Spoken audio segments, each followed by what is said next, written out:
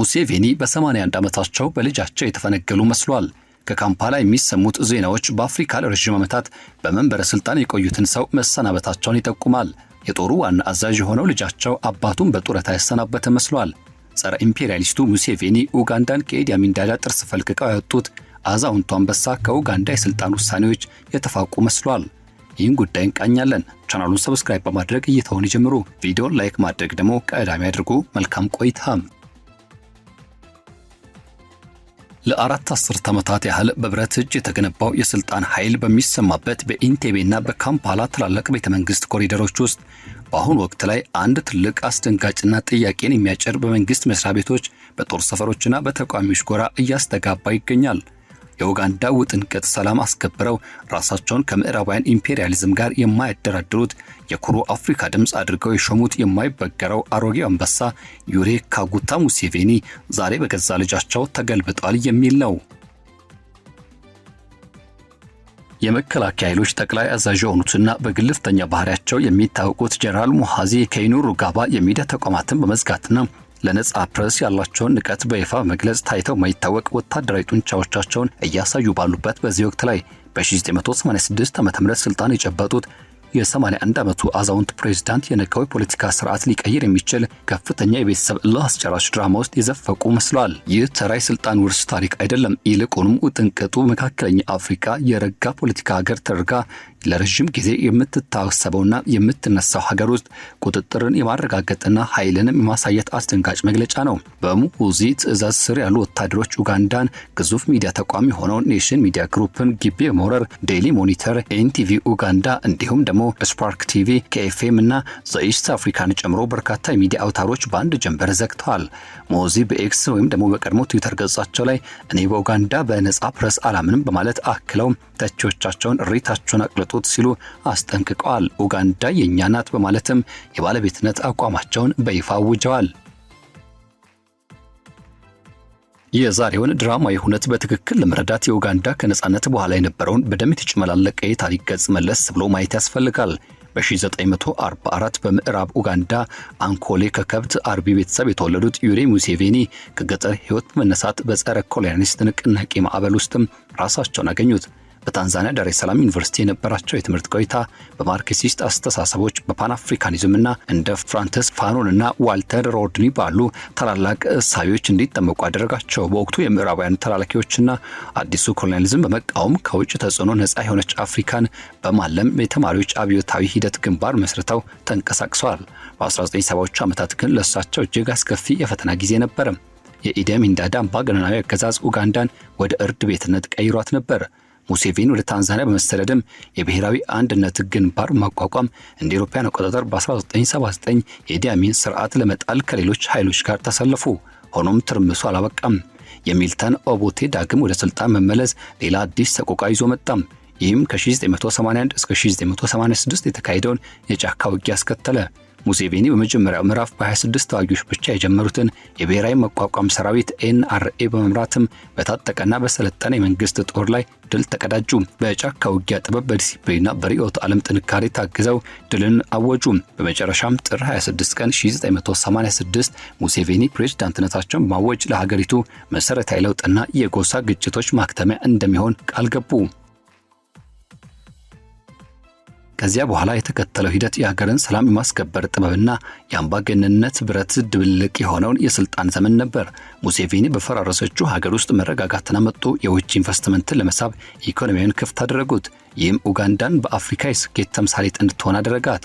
ከዚህ ባሻገር የኤችአይቪ ኤድስ መከላከያ መርሃ ግብሮች፣ የመሰረተ ልማት ግንባታዎችና የግብርና ማሻሻያዎች በሚሊዮን የሚቆጠሩ ዜጎችን ሕይወት ቀይረዋል።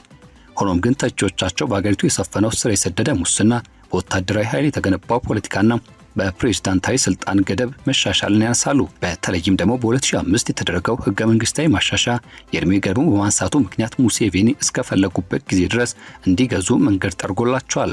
የሙሴቬኒ የውጭ ጉዳይ ፖሊሲ ሁልጊዜም በጸረ ኢምፔሪያሊዝም ነጎድጓድ የታጀበ ነው። ሙሴቬኒ ኡጋንዳን በባለ ብዙ ዋልታ ዓለም ውስጥ የአፍሪካንን ነፃ የውሳኔ ሀሳብ የምታስከብር ግንባር ቀደም ሀገር አድርገው አቁሟታል። ምዕራባውያን ስለ መልካም አስተዳደር የሚሰጡትን ምክርም በተደጋጋሚ የነቀፉት መሪው ለመሰረተ ልማት ግንባታ በመንገዶች፣ አውሮፕላን ማረፊያዎችና የኃይል ማመንጫዎች ከቻይና ጋር ጥልቅ የተባለ ግንኙነት ፈጥረዋል። በደህንነት ረገድም ከሩሲያ ጋር ትብብር ይሰራሉ። ይህ ብቻ አይደለም። እሳቸው ግብዝነት የተመላበት ጣልቃ ገብነት የሚሉትን የምዕራባውያን ተጽዕኖ በጽኑ ተቋቁመዋል። በመላው አህጉሪቱ የሚያደርጓቸው ንግግሮች የራሳቸውን የጭቆና ታሪክ በመዘንጋትም የግብረ ሰዶም አጀንዳዎችን ወይም ደግሞ የዲሞክራሲ ቀመሮችን በሌሎች ላይ ለመጫን የሚሞክሩትን የውጭ ሀገር ሁከተኞችን አጥብቀው ይኮንናሉ። ታዲያ ይህ አቋማቸው ሙሴቬኒ ለሪሊስት ፖለቲከኞች ተመራጭ መሪ፣ ለሰብአዊ መብት ተሟጋቾች ደግሞ እሾህ አድርጓቸዋል። ለፓን አፍሪካዊ ግባቸው የሚስማማ ሆኖ ሲያገኙት በቀጠናዊ አማጽያን ላይ ድጋፍ ያደርጋሉ። ይህ ብቻ አይደለም። በኮንጎ ጣልቃ ገብተዋል። እንዲሁም ጥብቅ የሆነ ነጻነታቸውን አስከብረው ቆይተዋል። ዓለም ከአንድ ዋልታ የአሜሪካ የበላይነት ወደ ብሪክስ መራሹ ባለብዙ ዋልታ ዓለም በሚሸጋገርበት በዚህ ወቅትም ሙሴቬኒ የዕዳ ወጥመዶችን፣ የተፈጥሮ ሀብት ዘረፋና የባህል ኢምፔሪያሊዝም በመቃወም ለአፍሪካ አንድነት ድምጻቸውን ከፍ አድርገው አሰምተዋል። ይሁን እንጂ ዕድሜ አንበሳውንም አድከሙ አልቀረም። በ81 ዓመታቸው በአንድ ወቅት የማይበገር የነበረው የሙሴቬኒ የስልጣን ቁጥጥር ዛሬ እየላላ መምጣቱ ይታያል። የጤና እክሎች ወሬዎች በሰፊው ይናፈሳሉ። ከማያልቁ ቀውሶች፣ ከኢቦላ ወረርሽኝ፣ ከስደተኞች መጉረፍና ከኢኮኖሚ አዙሪት ጋር መታገል ድካምን በመፍጠሩ ምክንያት ሌሎች ኃይሎች ሰፊ በር ከፍተዋል። እዚህ ላይ ነው እንግዲህ የልጃቸው ታሪክ የሚጀምረው። በ1974 ዓ.ም የተወለዱት ሙኡዚ ከይነሩጋባ ባደረጉት የስልጣን አጥር ውስጥም በልዩ እንክብካቤ የተያዙ ናቸው። በትምህርት ረገድም በታወቁት የእንግሊዝ ወታደራዊ አካዳሚዎች ውስጥም ከፍተኛ ስልጠናዎችን በመውሰድና ስትራቴጂካዊ በሆኑ ታላላቅ የውትድርና ስራ መደቦች ላይ በመመደብ በኡጋንዳ ህዝባዊ መከላከያ ኃይል ውስጥም እንደ ተወርዋሪ ኮከብ ፈጣን የደረጃ እድገቶችን አግኝተዋል።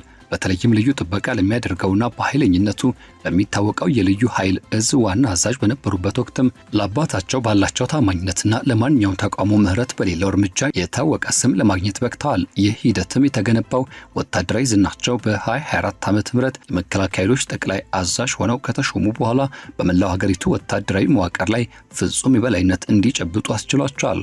ሙሁዚ ስምንተኛ ወይም ደግሞ ጀርባ የሚደበቁ ሰው አይደሉም። የእሳቸው የኤክስ ማህበራዊ ገጽም ወጣ ባለ ንግግራቸው የተመላ ነው። ጎረቤት ሀገራትን በተደጋጋሚ ማስፈራራታቸው ታዋቂዋን የኬንያን ዋና ከተማ ናይሮቢ ለመቆጣጠር ያላቸውን ጉጉት የገለጹበት ሁኔታን ጨምሮ በራሳቸው ውበት መመካታቸውና በአሁኑ ወቅትም የሀገሪቱን የውስጥ ወሬዎች በይፋ መምራታቸው የእሳቸው መገለጫ ሆኗል። የፖለቲካ ተንታኞች ከብዙ ዓመታት በፊት ጀምሮ ሲወራ ስለነበረው የሙሁዚ ፕሮጀክት ተብሎ ስለሚጠራው የስልጣን መወራረሽነትና እንዲሁም ዝግጅት በሹክሹክታ ይናገራሉ። ላለፉት 10 ዓመታትም የተደረጉት የደረጃ እድገቶች፣ የኃላፊነት ሽግሽጎችና የአሮጌው ትውልድ ከፍተኛ መኮንኖች ከውሳኔ ሰጭነት ገለል ለማድረግ ስትራቴጂዎችም ሊነሱ የሚችሉት ተቀናቃኞችም ሙሉ በሙሉ ከዚያ መንገድ ለመጠረግ የተደረጉ ስልታዊ እርምጃዎች ነበሩ። የሙሁዚ ልዩ ኃይሎች ከምርጫ በኋላ በተከሰቱት ተቃውሞ ማፈኛ የኃይል እርምጃዎች ሰዎችን በማገትና ሀገሪቱን ሰላም በማስከበር ረገድ ግንባር ቀደም ተዋናዮች ነበሩ።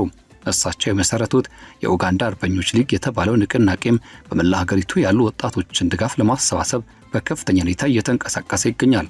ወታደራዊ ኃይል ሁልጊዜም ቢሆን የመጨረሻው የስልጣን ወሳኝ በሆነበት ኡጋንዳ ውስጥም የሙሁዚ የጦር መሳሪያውንና የሰራዊቱን ሙሉ ቁጥጥር በእጃቸው አስገብተዋል።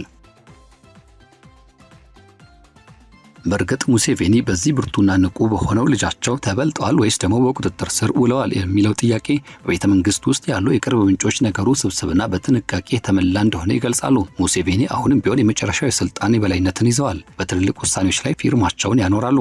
የሀገሪቱን የውጭ ጉዳይ ፖሊሲ ይመራሉ። ሆኖም ግን የሙሁዚ በተግባር የመወሰን ነጻነት ከቀን ወደ ቀን እያደገ መጥቷል። አባትየውም ቢሆኑ የስልጣን ስርዓቱን ገንብቷል። ልጅየው ደግሞ አሁን ያለውን የጭቆና መዋቅር በከፍተኛ ፍጥነት እያዘመነው ይገኛል። በቤተ መንግስት ውስጥ የቤተሰብ ጉዳይ በበላይነትን ይዟል። ቀዳማዊት እመቤት ጃኔት ሙሴቬኒ በትምህርትና ባህል ዘርፍ ላይ ተጽዕኖ ሲያሳድሩ፣ ሙሁዚ ደግሞ የሀገሪቱን ደህንነትና የኃይል መዋቅር ሙሉ በሙሉ ተቆጣጥረውታል። ይህ የቤተሰብ ስርወ መንግስት ዝንባሌ በገዢው ብሔራዊ መቋቋም ንቅናቄ ውስጥም ከፍተኛ ስጋትን የፈጠረ ሲሆን በውስጥ አኩራፊ ቡድኖች መፈጠርን አስከትሏል። የሙሴቬኒ አማች ኦድሬክ ሩዋቦጎና ሌሎችም ተፎካካሪ ኃይሎች ቢኖሩም ሙሁዚ ያለ ወታደራዊ በላይነት ግን ከማንም በላይ ተደማጭነትና ጥንካሬ ሰጥቶታል ይላሉ ብዙዎች።